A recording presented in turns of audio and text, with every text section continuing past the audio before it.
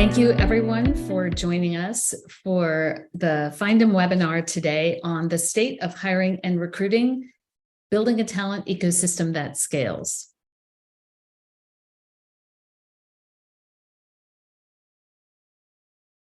A little bit about Findem. Findem is a talent platform powered by the Talent Data Cloud using AI, and we help you make talent acquisition and management decisions smarter, faster, and more efficiently.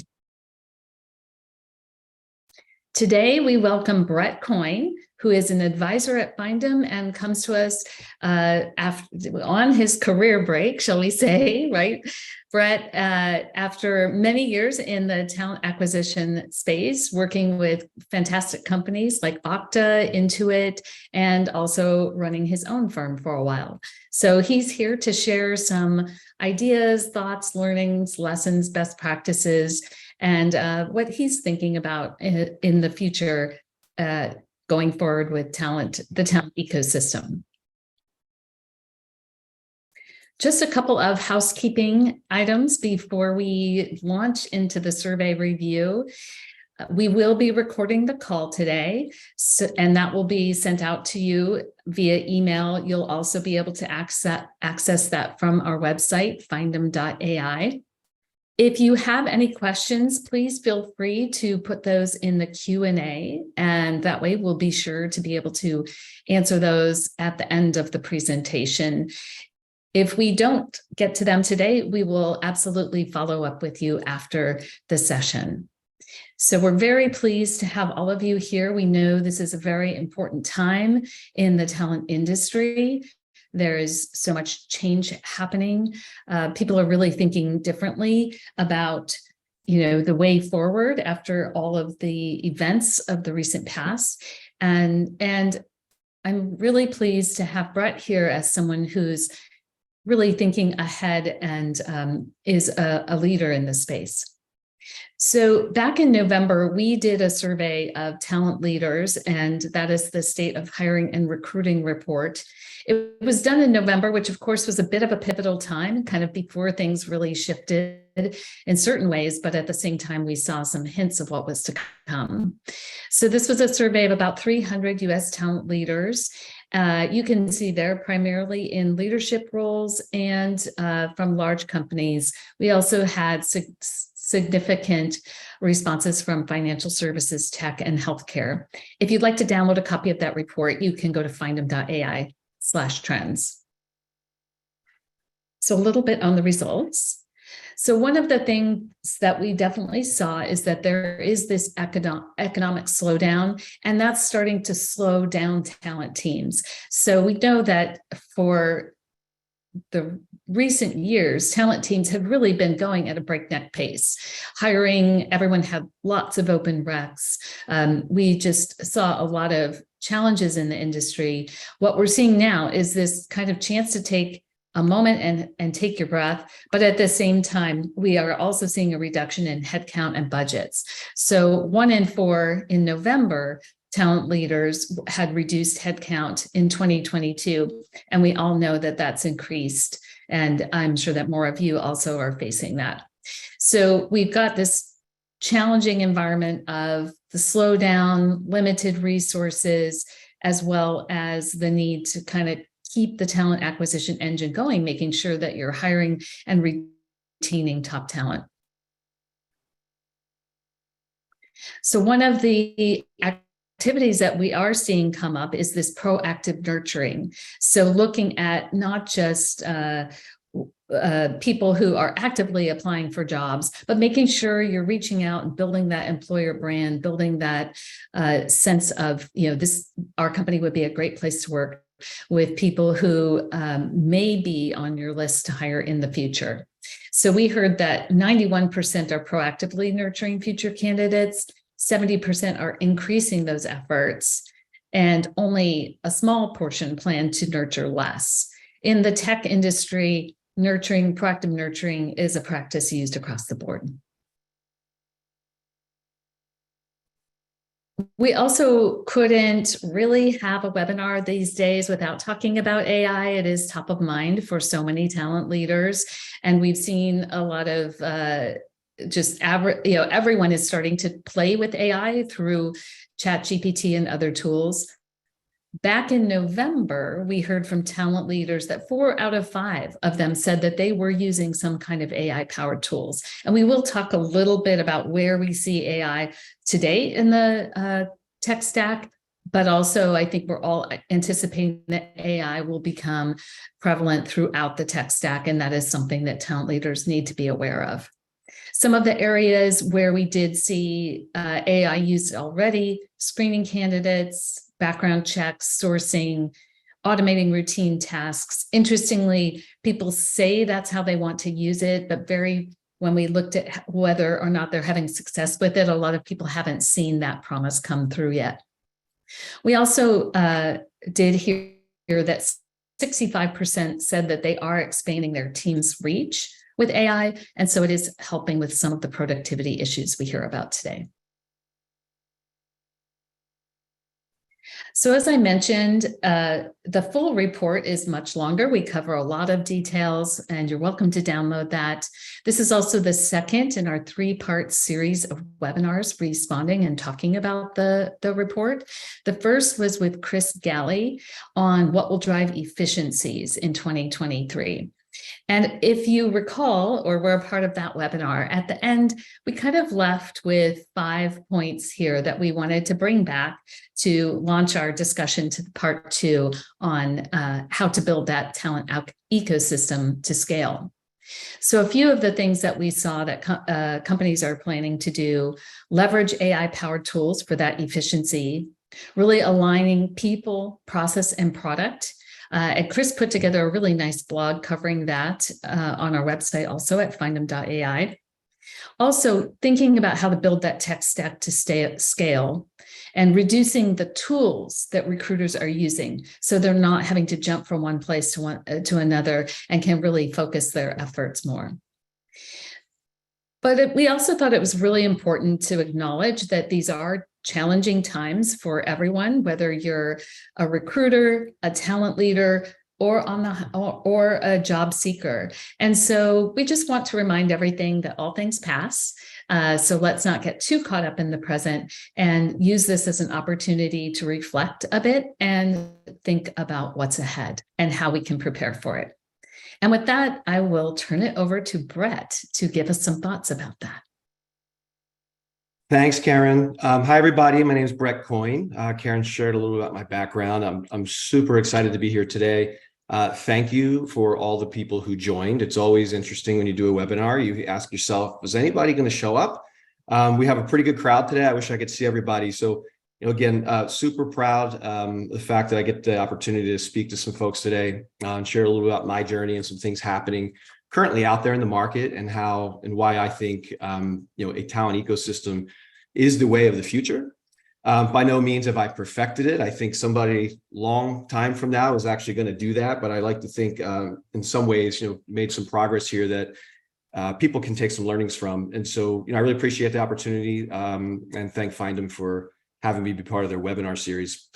It's funny, I took a few notes while Karen was actually talking, and sure, I saw the deck ahead of time, but hearing somebody say it is very different. And, I heard slow down, pressure, budget cuts, reductions, contraction. These are all really scary words. When I was at Okta over the past year, before leaving in February to take a break, a much needed break after 25 years, we were no different. And while it is hitting the tech industry very hard, it's kind of touching a lot of other industries too. Sure, there are some industries that are thriving, but at the end of the day, if you just look at the news these days, it's pretty obvious that there's kind of some contraction going on everywhere. And beyond that, there's a lot of nervousness in the system. I know in the tech space, things like slowdowns, budget cuts, reductions of workforce have been prevalent. It's very, sad to see. Been doing this for a long time. And those of you who may have also, this is the 4th time that I've been through it. So, I always say, if you're going to be in the recruiting space, this is going to happen, unfortunately.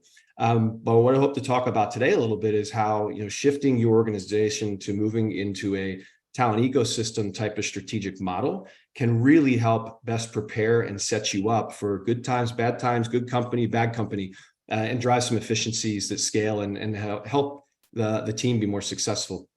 The other thing I heard was 91% of people are nurturing. The question I always ask is, what does that mean? Who's nurturing? What are the skills of the nurturer? How are they nurturing? If we ask those candidates that were being nurtured, do they even know they're being nurtured? So I'm really happy to see that 91% of people are nurturing, but what and how, is also really important. So I'll spend a little bit of time on that today. 4 out of 5 are using AI, ChatGPT. It's all I see. It's all I hear. I don't fully understand it yet, but I think I understand enough to know it's going to be a massive game changer in our space. But I'm also hesitant to try to be first to declare what that looks like, because I just don't know yet. But even so, the AI and machine learning has been amazing to watch and see. And I've personally worked with some of the tools and seen productivity gains. Where are people using it? Screens, BI, scheduling. It's a lot of tools, though. So one thing that always makes me nervous, recruiters want tools, sourcers want tools, everybody wants tools, vendors want to sell you tools. So we're going to talk a little about that today, because sometimes I'm not sure if the tools are helping us find problems that we don't have, or do we really have a strategy first that sets the table for what tools do we need to drive productivity? And there are maybe different tools at different times, at different maturation of company's life cycle, that you may choose to introduce certain tools or not. And so I have an interesting picture up here today to start, which is kind of, some storm clouds. It feels like it's been a couple tough years. So those recruiting or HR or leaders on the call, you think back to 2019, it's been a rough go, right? Depending on the mindset you want to take.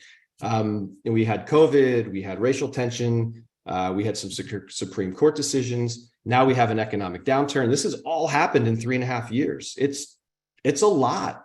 It feels like every 6 months something new comes and creates a challenge for us, especially in the recruiting space, or as leaders, how to navigate those waters with your team and keep them motivated to keep delivering talent, for your customers. Also making sure that we're saying and doing the right things with candidates. But what I also wanted to say, to piggyback off of what Karen said, is this too will pass. And again, you can, it's all mindset. You can choose to think of this as stormy clouds, or you can see the light at the end of the tunnel and know that things will get better, because they always do. So, what I choose to do is look at the bright lights ahead. And what I would share with folks is times will get better. But now more than ever is a great time to rethink, why, what, and how you're doing what we do. I personally believe that the recruiting industry has been stuck in the past for a long time. However, I'm very excited about where we are. I think that transformation is happening. And more important than transformation, I think all the conversations I've had over the past couple of years with peers, and recently at the HR Unleashed conference in Las Vegas last week, more people are starting to think differently. More people are starting to challenge the status quo and say, hey, I think there's a better way. So what I'm hoping today is to share a little bit of my journey and kind of what I think, we've been able to do successfully at some companies on our way to, making what I call the talent ecosystem, really work for a company. So I wanted to start and just share, a little bit about how I got to this point, right? I mean, I've been in this business 25 years. I started as an agency recruiter. In the agency, you are taught to do what? Get the requisition or the job order, find the people, fill the job, and you get paid. All right. That's great. But typically what happens is a couple of people do really well, and there's a lot of churn and turnover in our industry. And that doesn't really set the entire industry up for success. I was no different. I was on that path for a long time. I thought that was the way to go. But what I started realizing was it's not very efficient, and it's really hard to drive scale when I'm trying to fill all the jobs by myself. And so I was working it into it years ago, and I started spending a lot of time with the business. And, people talk a lot about best practices, benchmarking with your peers, and they talk about outside-in learning. Let's bring in a speaker. What I found is, there's a lot of learning inside your company.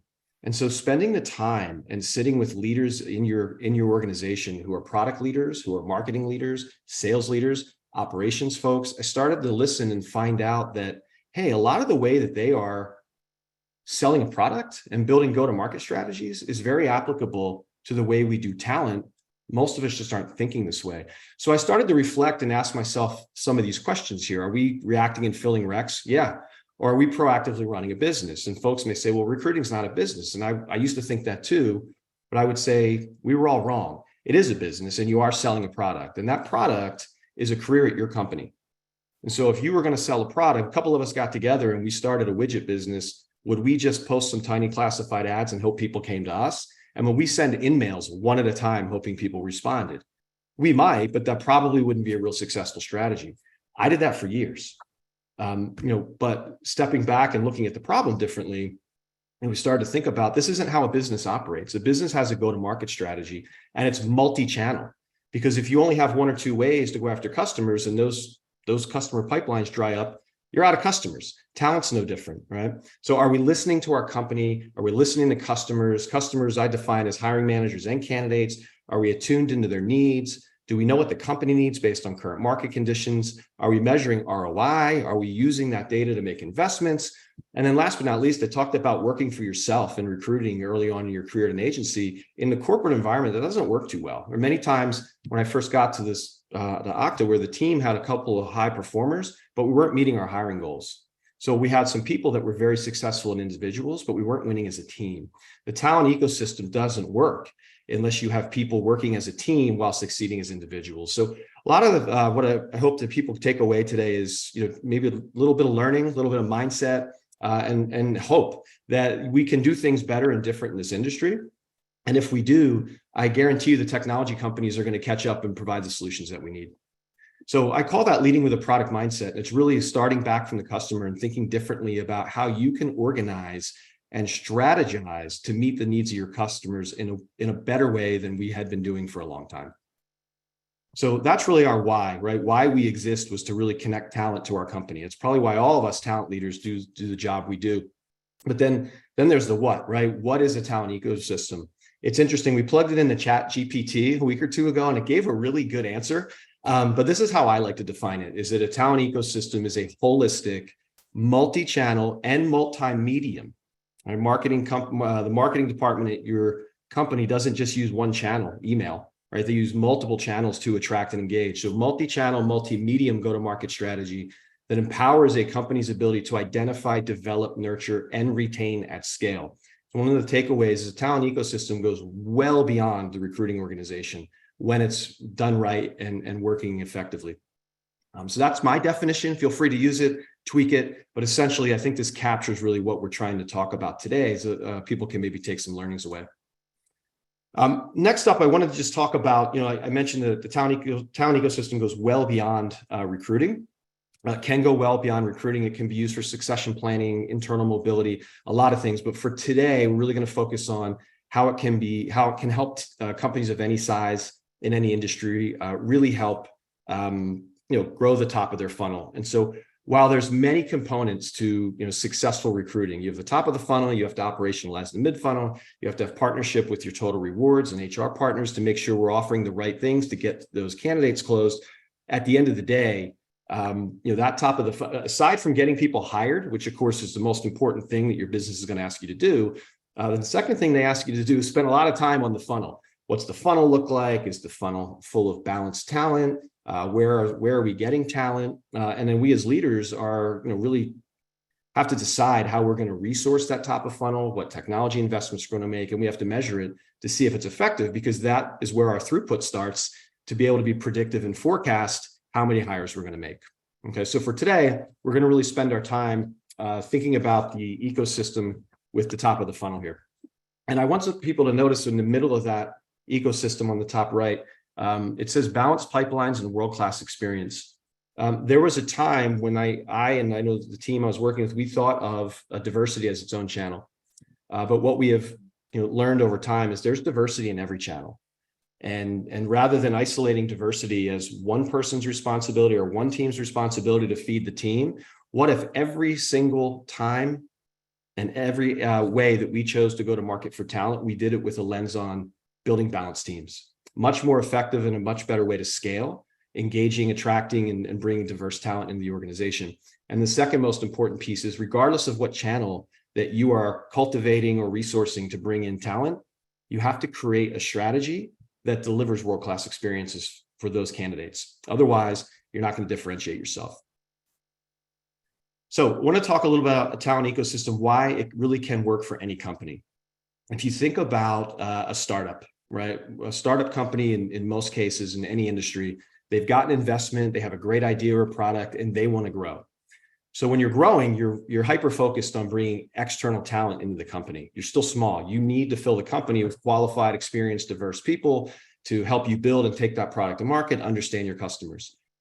As a recruiting organization or a smaller company that doesn't have an in-house recruiting team, they may spend a lot of their time in these areas: direct sourcing, inbound, posting jobs. We talked about that. If I posted jobs and waited for people and I sent messages one at a time through direct sourcing, can I get talent? Absolutely, you can get talent. You can get a lot of it that way, but is that going to really scale your company to meet large hiring numbers? Maybe, probably not. You're probably asking other people that work there, hey, can we get some referrals? Here's what we're looking for. Great source. A lot of times you're relying on third-party firms, third-party agencies.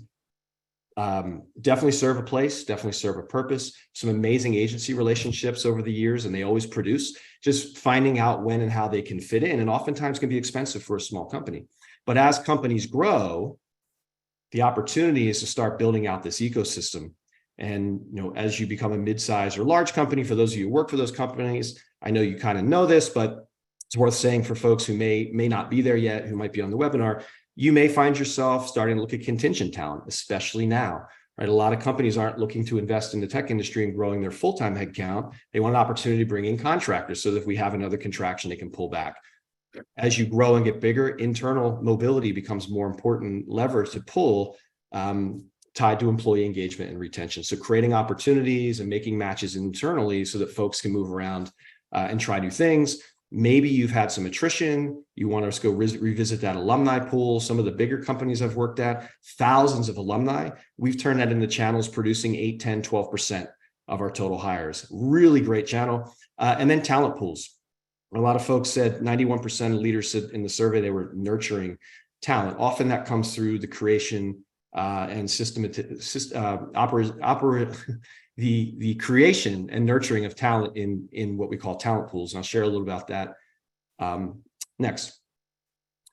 The interesting thing is, we talked about AI and how many people are using AI. What I have seen, I think what a lot of my peers have seen, these are the areas that it most commonly being used. Direct sourcing, inbound to help filter some candidates, talent pools. And notice I don't have university recruiting on here. I know that's a very big channel for a lot of companies. You can have an endless number of channels here. I just chose to use these for the sake of today for example purposes. But I know the university space is making some great headway with AI. What I find interesting, though, is that almost all of the AI is geared towards identifying and engaging external talent.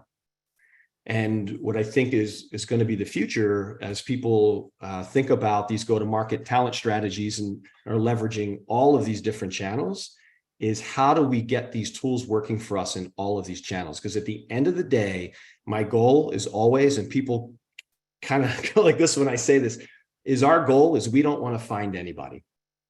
We don't want to find anybody. The ideal talent ecosystem, the ideal go-to-market strategy for talent, I would say, is like any business who's selling a product. You want to have such a great brand and so many people want to come work for you, and you're doing such a great job through your marketing and sales channels that you don't even have to look for people. The channels are working for you, and everybody is coming to you through these channels, and you have an endless supply of talent. Now, we all know that's a pipe dream, but we're always working towards that because that's what our companies and leaders are asking us for. Also, what I love about the talent ecosystem is once it's in place, it really is applicable in any market or economic cycle. We talked about stormy clouds the past couple of years. We went from a heavy growth to a contraction and pullback. So companies who may have built out their talent ecosystem, maybe they were leveraging all of these different channels. And I think a lot of the bigger companies are, right? They're doing a lot of these things. Is it connected? Is it being measured? Is it resourced? Is the next question. We'll talk about that. But by no means am I saying that there aren't companies out there operating and drawing in talent in all these different channels. But the advantage of having this set up and operationalized and resourced is it provides flexibility and agility.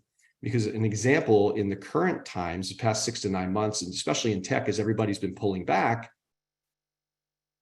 if your talent ecosystem is in place, you can quickly shuffle resources and investments into different channels that might produce more of what the company is looking for now for less budget. And what else did Karen say?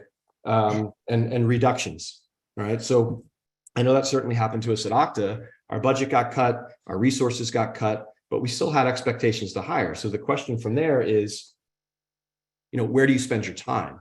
And so what these bubbles illustrate and represent is, in a contraction, you may still be hiring, but you may pull back on how much direct external sourcing you're doing. You may pull back on how many inbound applications you actually need. So you may do less postings. You certainly might pull back on spending agency spend if you've been asked to contract your team, or just the business has less money, to fund agency spend. Where you may start to spend time, and the company may ask you to spend time, is let's focus more on internal mobility. The people that are here, let's make sure they don't leave. Let's maybe grow, slower through our contingent workforce. So we have the ability to pull back, but if we grow, we have a relationship with those contractors, and hopefully we could convert them full time. Referrals, great time to get out and actually sit and talk and educate your employees about what we hire. Net, whatever you're doing to continue recruiting in a downturn, what I can tell you is recruiting never stops. There's always some managers that are hiring, and sometimes you never know when that it's going to get turned back on. You're going to be asked to ramp up. So that top left talent pools is really key, where if you have your talent pools in place, talent flowing through all these different channels, if you're identifying high quality, diverse talent and putting in those talent pools, you may be able to turn around and hire those people in the future. So it's building for today, it's building for tomorrow. Any size company, any size market gives you flexibility and agility to over or under invest, depending on the time, the needs, and what's required of your business at that time. When you're ready to grow again, you have everything in place. So you say, hey, Brett, that's great. We're doing all of these things. We're going after, we have a sourcing team. We have jobs posted everywhere. We have a referral program. We have contingent workforce. We do some internal mobility. Great. What I can tell you is that a lot of companies are doing that. I think the biggest learning and aha for me at a company I worked for, a large company, where we did have a lot of people working in all these different places, and we had resources and technology, is there wasn't an operational system in place that helped us move candidates and talent through so that we could streamline, be more effective, and measure what was happening. And so operationalizing the talent ecosystem, I have found, is actually harder, but more important than building the ecosystem and saying, hey, we're doing a little bit of everything and we're starting to get some traction. And let me show you why. And this is really what I've found over the years to be the secret success, but it's very challenging because it takes an entire mindset shift of your organization. And it goes against what most of us were taught coming up as recruiters, which is get the rec, find the person, get rewarded for finding the person, hang on to the candidate, don't share with anybody else because you want the credit for the hire. And what I found is if you line up a panel of hiring managers at your company and you ask them the question in front of your team, which is that product mindset working back from the customer, do you care from where the candidate came? 100% of the managers I've always heard say, no, why would I care? I just want a diverse slate of qualified candidates. I want them quickly. All right. So getting your team past that mindset of, they have to find the person doesn't work in a talent ecosystem. In the ecosystem, you want all the channels working for you, but more importantly, I'll show you why it really doesn't work. Our whole goal when we're hiring for a company is to leverage every channel we can, which is on the left-hand side. And we have open recs. Our goal is to sort through all the qualified, diverse talent that fit the needs of that hiring manager's role and get them the slate as quickly as we can, creating a great experience for the talent and the manager along the way. If we do those two things, we often get a pretty good outcome. That's where a lot of recruiters stop. And that's where a lot of organizations and talent teams stop, because we're always solving for today. Where the magic of the talent ecosystem and operationalizing it comes into play is taking that next step. It's building those functional talent pools and making sure that the team mindset is, no matter when I find a qualified candidate through any channel and any source at any time, if that person fits and meets the qualifications for a role or opening at my company today or in 6 months, it doesn't matter. We want to identify that person. We want to get that person we're going to call qualified talent, but they're ready later. Either the right role isn't open, the timing's not right for them, the manager canceled the rec, we had a contraction and we pulled back on hiring. And we want to put that person in our functional talent pool, and we want to nurture that relationship with them over time. Nurturing relationships can be a differentiator. Product companies build relationships with us all the time. Netflix is great at it. They build a relationship with you over time. How can you not buy Netflix, right? When you want to go and you want to download, watch movies, where do you go? You go to Netflix.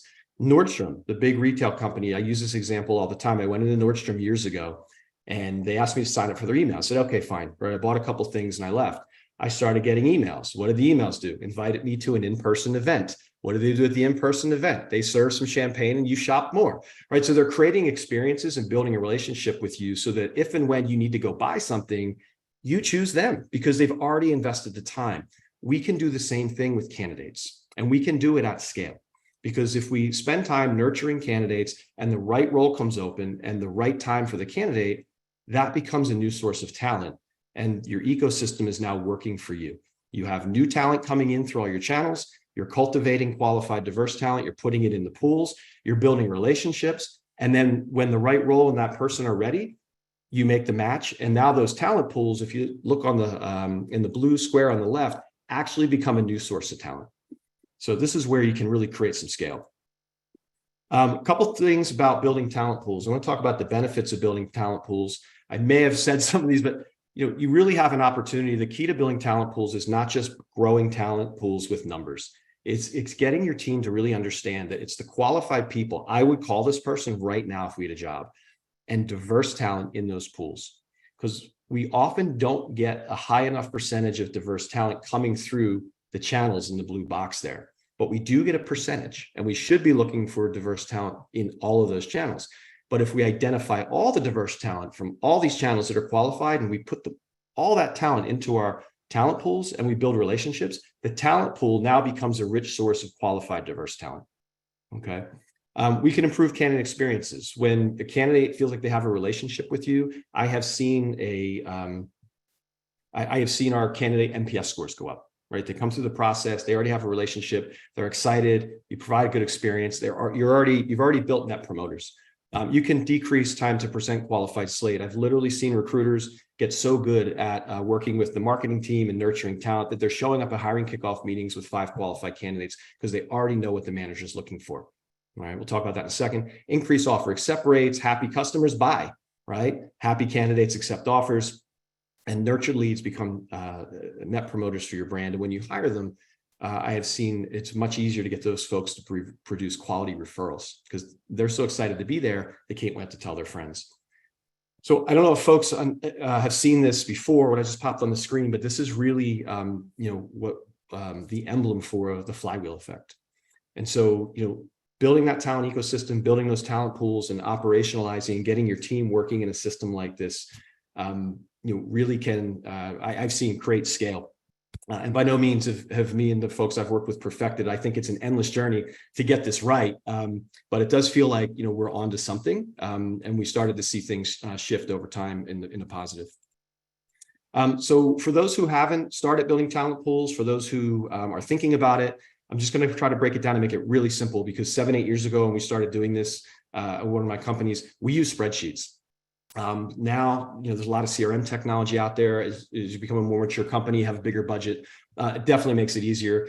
Really big companies, I know at Okta, we even had marketing automation tools, and there's some of that great tech happening in our industry. I know folks realize more of the tools are becoming marketing and sales tools, right, to help us, because they're realizing we are running a product business here, a career at your company. So those go-to-market tools are becoming more and more readily available. But I just want to share this because it's a mistake that's been made by myself, and I know folks I've worked with. You really can't build talent pools for everything. The key to scale is identifying, in most companies, once you get past 100, 200 people, 50, 60, 70% of the roles you hire, it's the same role. It's repeatable roles with Java developers, product managers, email marketers, QA folks, financial analysts. You identify those roles, and you build talent pools around the high volume roles. You're always going to have 20, 30% of the roles that you have to go source. You have to go search, right? And that's okay. Even though sourcing and searching can be time consuming and less productive at scale, it's still a big need in the company. Organize around that 70%. That's where you want to get all that qualified talent, where there's not a match today or there's not the right role open, but the person's interested, get them into your pool. And you can start with a Google Sheet or an Excel spreadsheet. It's intense and it's manually intense, but it's better than doing nothing. And it's how we started 7-8 years ago, the team I was on, and we hired from that. Right? Then you migrate into technology when you're ready. Nurturing. I touched on this a little bit at the beginning. Who's nurturing? What are they doing? Recruiters, we're not great nurturers. I think more of us need to learn how to be marketers and really listen to what our candidates want and create those experiences for them. As companies grow and get bigger, what I have found is hiring marketing talent and product management talent into the team can help reshape not only what we do to go engage, but how. And recruiters learn a lot from that. So marketers who are used to going after customers to get them to the website to buy, it's fascinating when we put them in the talent organizations to do the same thing with candidates. So recommendation is sometimes as you're building out your talent ecosystem and you move to talent pools, you may have to think differently about that next hire. Do I need a recruiter or do I need a marketer? But it really goes beyond sending emails, which is what recruiters are good at.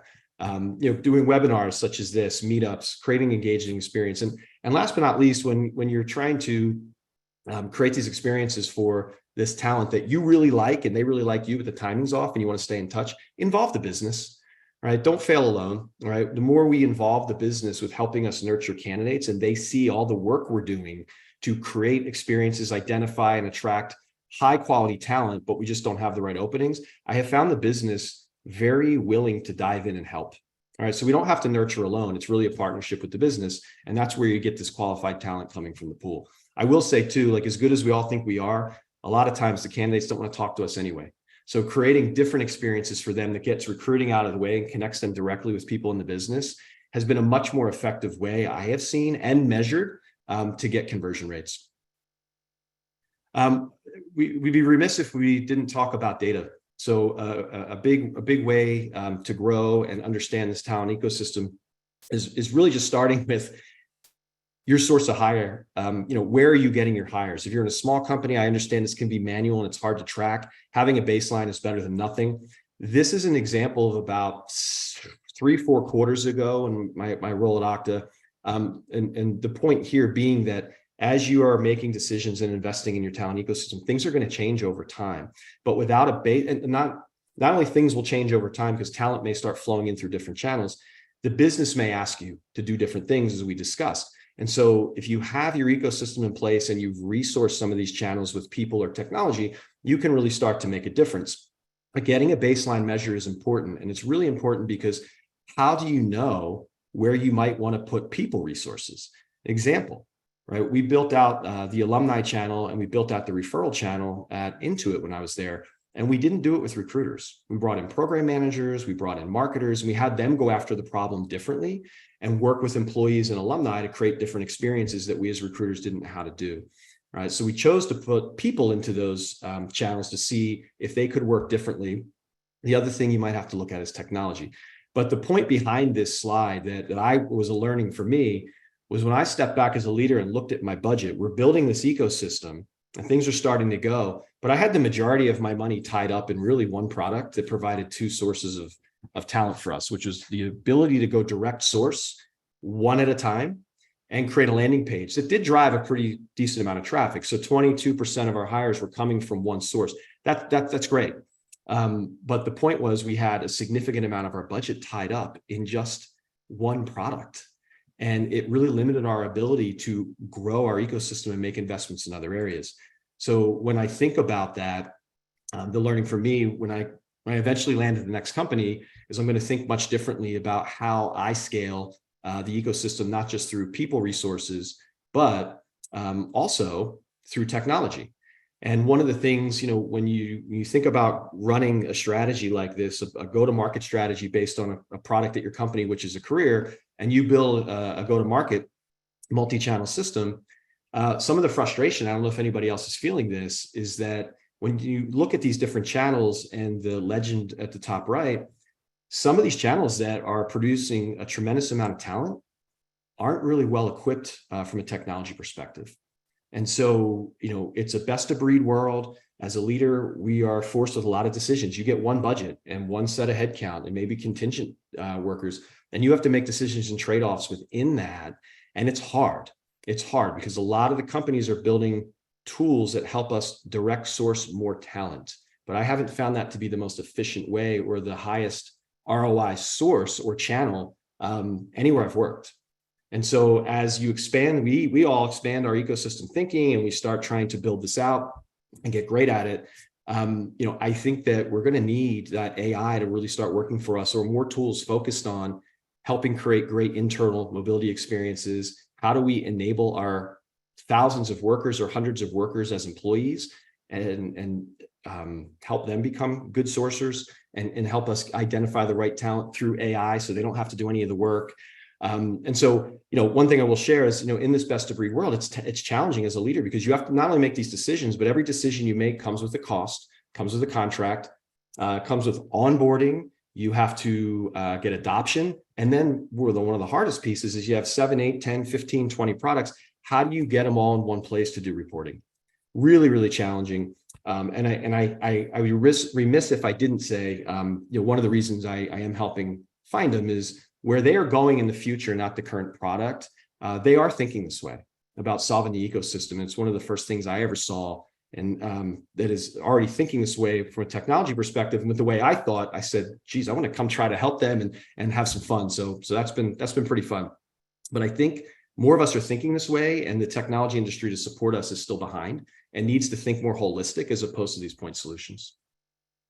Okay, so took you through a little bit about myself, how I started thinking this way, what is a talent ecosystem, why I think it's important, how to operationalize it, and we could really go on. There's so much work that goes into this, and it's not easy. But I have found that putting in the time and trying this and resourcing differently and making different decisions has had a really big payoff, more so than any other way I've worked or been part of the team in the past. And so, again, I hope folks have enjoyed, kind of going through that today. And if nothing else, has you thinking about how maybe to do things differently. But when I join a webinar or I go to a conference, I always like to know, like, what can I do? What can I do tomorrow? So I put some things in here that I hopefully you can take away. And whether you're just starting or you're halfway there, or you have some parts of the ecosystem, you want to pull it together and really systematize it for measurement. Some things I would say, if you're new, it's really adopting that product mindset and thinking of recruiting not as a reactive function. It's a proactive business. We are sales and marketing leaders. We have to be operational. Think of hiring for your company as the product is the career that's there. And if that's the case, and you're taking that product to market, how would you go to market? Would you continue to do things the way you're doing, or would you be more inclusive of a multi-channel ecosystem that might power scale? Get your partners involved. I think one of the things I learned early in my career, and again, back to the agency days, we get paid to win as an individual. Teams who are winning as a team, I have found to be much more successful. Think about your rewards and incentive system. Is it focused on rewarding recruiters who find candidates and get all the hires? Or is your team or is your organization being rewarded to win as a team because you're hitting the company's hiring goals? Big difference. Get organized and choose to experiment. Lay out a strategy and just think to yourself, like, what is one channel I could get started with, and go have fun and try some things and see what happens. I think you'll be surprised. If you're not measuring anything, get a baseline in place, right? The best thing to do is get a baseline, because if you don't have a baseline, how do you know if your experimentation is working in that channel and if you're being successful or not? I would say, if you haven't, commit to and create at least one functional talent pool. If you're in tech, make it engineers. One of the hardest areas to hire, of course, but start cultivating a talent pool of engineers and spend time with those folks, even if there's the right roles not open. Do some basic nurturing and see what happens. Get your hiring managers involved. Review your team and technology. It's really about rebalancing. If you're going to go on this journey, and it is a journey, like I said, I haven't perfected it. I feel like, making headways all the time, but it's constantly relooking and rebalancing your people or technology investments to support where you are today and where you're going. And that might look very different, and it can be overwhelming and scary. But I can tell you can take those small steps. You don't have to do it all at once. And then insight and learning. It's great that we go to conferences. It's great that we spend time with peers and we bring outside in speakers. I would say, if you're not doing this, go talk to your product or marketing or sales leader and tell them, I want to think differently. I think there's better ways to do this. I saw a webinar that said, well, I should come talk to you, and we need to build an ecosystem to go to market for talent the way you did for the product. and just sit in the meetings and listen and learn. And I guarantee you, it's pretty eye-opening, and you'll start making those parallels. That's great, Brett. I want to do all this. I'm going to go do all this. I can't get resourced. Leadership's looking at me and saying, just go hire some more recruiters. So I wanted to give you some tips of how to sell this to leadership. And I think we'll wrap and take some Q&A. The first thing is I found you have to have a vision, right? You have to create that why. Why do we need a talent ecosystem? I think the why is every company's corporate recruiting team, your why you exist is to connect the best talent in the world to your company. Always. All right, let me rephrase that. The best balanced talent to your company, always. And you have short-term goals and you have long-term goals. And if you don't have a strategy, it's really hard to go convince people that you deserve resources. So start there. Start with why a talent ecosystem and what you think it can do for the company over time as we make strategic investments and we test and experiment and we measure. Outline the benefits. Right? You take it straight from here if you want. There's so many more benefits to why a talent ecosystem and talent pools together really can work short and long term, but outline those benefits. It's really important. A lot of the leaders I've worked with, weren't ever thinking this way until we talked about it. They saw it come to life. You build trust, you start showing some returns, you get more investment. But a lot of leaders at different business companies, in my experience, is like, go hire more recruiters. I hire a recruiter, I get 50 hires a year. That's what I want to do. That's not a way to drive efficiency and scale. Measure success. Start with a baseline. If you don't have a baseline, you can't tell the story. The current CEO of Intuit, Sasan Goodarzi, always said something that sticks with me. Data wins all arguments. He's like, we can get in a room, we can have all these opinions. What's the data say? If you have even baseline data and a starting point, or you have really sophisticated data at a bigger company, it should be easier to make that point and get influence leadership to kind of buy into what you want to do and what you want to build and grow. Also, customer feedback. Start measuring candidate experience, hiring manager experience. You can do it through a simple Survey Monkey. Start with the basics and just find out what's important to them and what they want and need, and take that back to the business and say, if I could do X, Y, and Z, I could solve these customer needs. And then that helps close that gap. One of the most important things, and the reason I say go spend time with your business, a lot of us, myself, we spoke as recruiting leaders. And you speak as a recruiting leader, you get treated like a recruiting leader. Go fill the recs. Where's my pipeline? I'm not seeing enough candidates. Your team isn't filling everything on time. I want you to do more with less. If you have a strategy and you have a vision and you have data and you speak from a place of being a business leader first, an HR leader second, and a recruiting leader third, that is our functional discipline. But as a director, a VP, a senior vice president of talent acquisition, you need to be a business leader, right? Words that we should be using: leads, conversions, demand generation, multi-channel ecosystem. We nurture, we measure, we have operations. We're going to forecast hiring based on our funnel data. Here's the ROI, why I made that investment. I made a mistake. Let's try something else. It worked great. I need more money. This is how the head of sales talks. This is how the head of marketing talks. This is how they go and talk to the CFO and the CEO. There's no reason we can't either. That's the language they understand. So, when you have this ecosystem and you have a go-to-market strategy, especially in a technology business, what's everybody doing? I have a SaaS product ecosystem. We have a go-to-market strategy. We operationalize it. Everything connects. It's measurable. Take that same language and start talking about it the way we can talk about it the same way. It's just talent. It's just talent, right? And last but not least, start small. If you haven't done this, again, we started at Intuit with spreadsheets, and we started in the marketing team. We were hiring a lot of the same types of marketers. Start small, build, grow, learn, develop. And over time, I think you'll start to see the fruits of your success. So I think I'm wrapped. So I'm going to say thank you. And I just want to say it was such a privilege to do this today. I went a little longer than I thought, but I felt some points were really important to make, especially for folks who are seeing and hearing this for the first time. I hope that folks learn something. They realize this is a journey for me. I'm learning all the time, but I also am trying to really push the envelope, because with conviction, I'm more convinced than ever that this is the way. This is the way you run talent acquisition. And if you build an ecosystem and you operationalize it and you fill your team with the right skills and the right mindset, and you tweak your reward support system from being incentivized as individuals to winning as a team, and you get customer feedback, and this is a lot. I'm overwhelmed just saying it. It's a lot. You're going to be successful and you're going to have a lot of fun. So with that, I'm going to turn it back to Karen. I thank everybody for who signed up today. I really appreciate your time. I'm happy to take questions when Karen's ready. Thank you. Wow. Thank you so much. What a great presentation. And, we had the privilege of talking to Brett a few months ago internally at Findem when he first started to share this vision with us.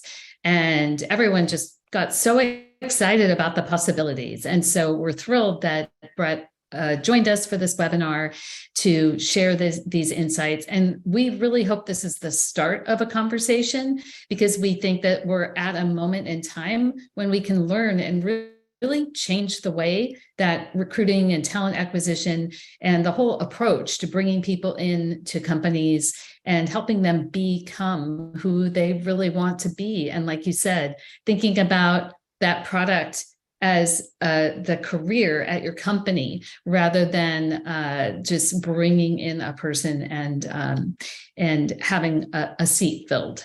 Right? We're beyond that, I think. So thank you, Brett, for all of the insights today and for graciously extending your time with us a little bit today to answer some questions.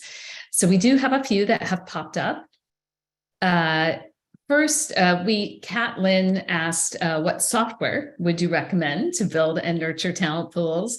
And I certainly will put in a little bit of a plug for Findem. One of the reasons that we're focused on this effort is that we believe that we've got a terrific new approach to talent pools and CRM that really builds on an unmatched talent data pool and a way of bringing together and creating new data about all of the talent that's available to you in a way that will really help companies identify in a much more precise and meaningful way who the right people are for jobs, and also bring in that balanced and diverse visibility. So Brett, do you have any thoughts about that and why you think Findem is, or other software also? Yeah, I think this is a great question. And is that the first one from Marvin Smith? Or that's about that I had texted a little answer to Kat, so it went over into answered, but I think it's worth it. You say a little bit about why you think this is. Yeah, so it's interesting. The technology, again, it always depends. And when I say it depends, it's like who's doing nurturing. And so, a lot of times in small companies, the recruiters are asked to do everything, right? And so they're, having some tools like Findem or Gem or some very light CRM tools that also include automation can be very helpful, because recruiters need that to send messages one-to-many versus one-to-one. You go on LinkedIn, you send a message one-to-one, you wait, you cross your fingers, you hope somebody responds. When you get all these different candidates and you put them in your talent pool and you want to nurture, sending messages one-to-one is very time consuming. How can you do it all? You can't. So I think some of the lighter tools, now again, if you're a very small company, you have a couple of recruiters, spreadsheets and email, right? But as you get bigger and as you get more sophisticated, what I found is as we started hiring marketers from the business into talent acquisition, they wanted tools like Marketo and Eloqua and enterprise grade marketing automation tools, because they were marketing to thousands of people at a time. And they were A/B testing different messages and different content. And it was a whole different world. So it's, I think of it as step, start, and leap. If you're taking a step in that direction, right, spreadsheets and email is fine. If you're really starting down that path and you're starting to grow, investing in some recruiting tools that actually have marketing and automation that are, I call them the dummy tools for people like me, because we don't know how to use enterprise grade marketing, but some of these companies have done a nice job of making it easy for recruiters. If you're big time and you're doing tens of thousands of people a year, you may need a full-blown talent engagement marketing organization that's running enterprise grade marketing tools. So again, it really depends on the situation. Great. Thank you. And we do have a question from Marvin about the content used to nurture a target audience.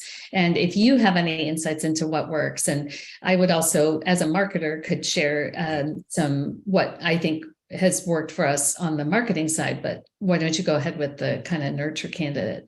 Yeah, I was going to give a profound answer as if it was my own, but I thought it's a great time to also share the reason we do webinars, or I join them, is learning's everywhere.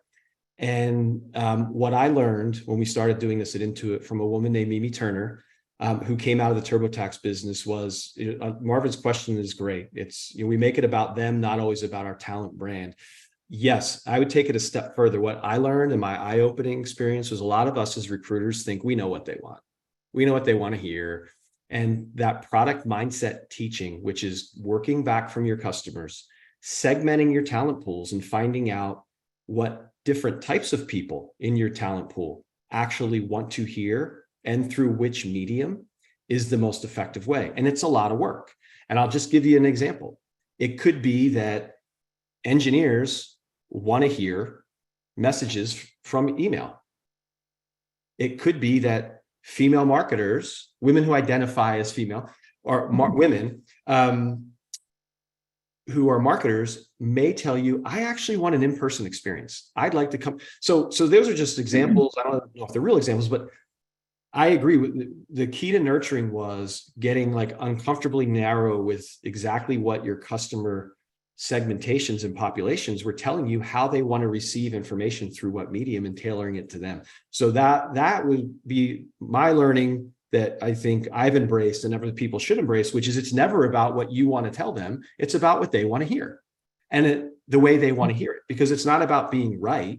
It's about serving up the right message that they want in the right medium and creating that great experience. That's the differentiator. Right.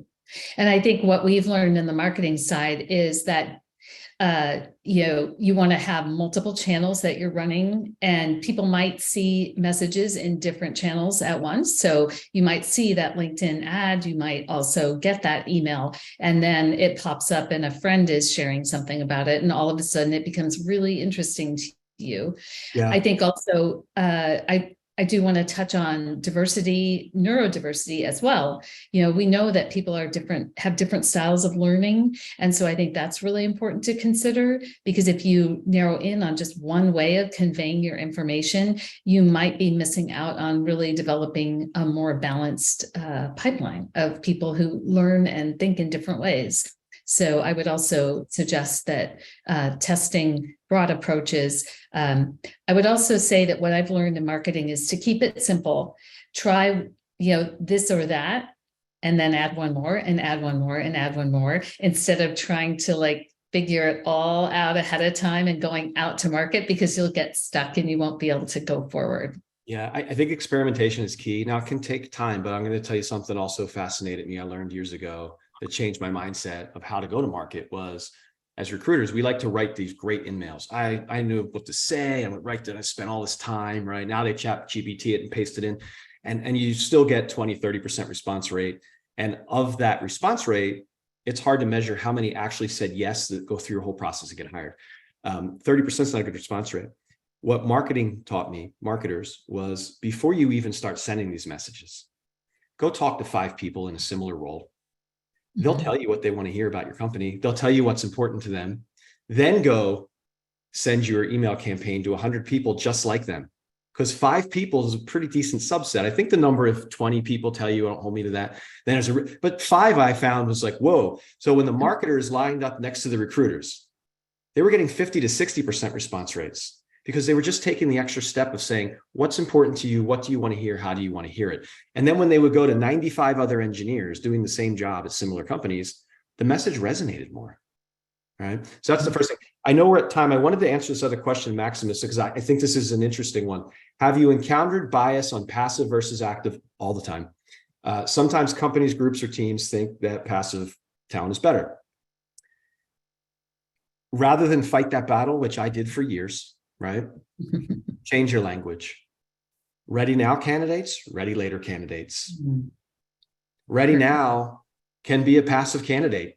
Ready later can be a passive candidate. Ready later can be active if you talk to them. So I found just changing the language. It's amazing how influential it. I would say I used to have these arguments. Well, why they come to us? A lot of people decide they want to look for a job. Had a bad day, I'm going to apply to some jobs. It's ridiculous. And a lot of people that have that bias have done the same thing, mind you. But with hiring managers, if you just change the language, right? It softens it and it makes everybody, hey, this person's ready now. This person's ready later. What does that mean? Well, this person's ready to go. How do we get them? Doesn't matter, right? This person, you like them, they're passive, they're ready later. But they're going to be ready now at some point. Right. If they come back to you because you've nurtured them, they're ready now. We don't want to talk to them.